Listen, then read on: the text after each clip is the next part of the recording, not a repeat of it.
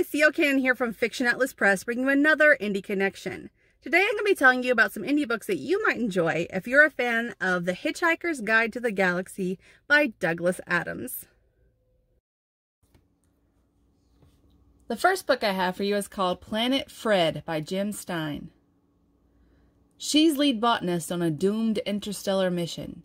He's an alien mollusk with an attitude. So why does the jungle want them dead? Nancy's life is a race to discover new species, and an expedition to Planet Fred offers the perfect opportunity. Exploring the pristine world should be a dream come true, but when the jungle comes alive and slaughters the crew, the woman must decide between her love of flora and survival. With no weapons and little hope, Nancy turns to the only intelligent species on Fred. A four-footed, wisecracking slug isn't the dashing companion she might hope for, but even slimy help is better than none. The pair's search for survivors is hampered by bizarre alien invaders hunting a mysterious substance. Ill-tempered plants plague the competing groups, and Nancy's expertise is in high demand. The prize in this contest of wits and firepower means a life of luxury for some, oppression for others. Something just doesn't add up until a gift from one of the alien races starts filling in blanks. Will Nancy follow her conscience, even if it leaves her stranded, or aid the group most likely to get her off this god-forsaken rock known as Planet Fred?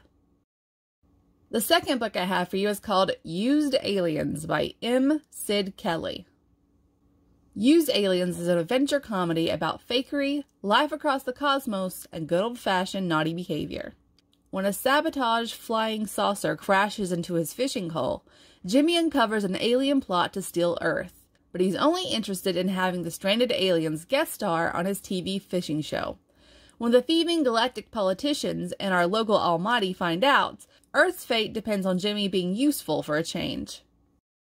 The third book I have for you is called Apocalypse How by Galen Surlak-Ramsey. I never thought I'd have a bounty on my head the size of the Milky Way. Of course, I never thought I'd be able to bend time either.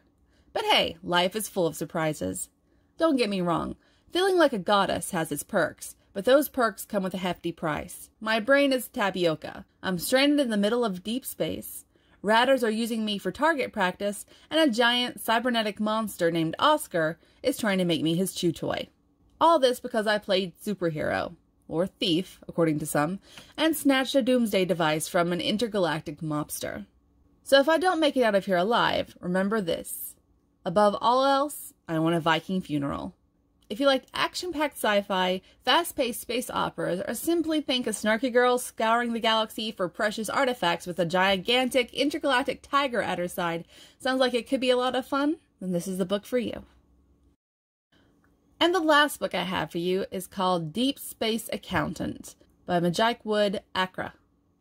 Could this be the worst job interview in the entire history of the universe? Possibly. So when Elton D. Philpotts lands his Dream Space Corp's accountancy job, he just can't help wondering how it happened, and why. Somebody in the Space Corps must need him, and they need him bad. But the work is dull, nothing like the glamour job he had expected. Until he sees things he should not have seen.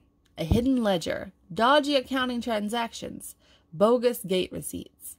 And when a whole starship disappears, who are they going to blame?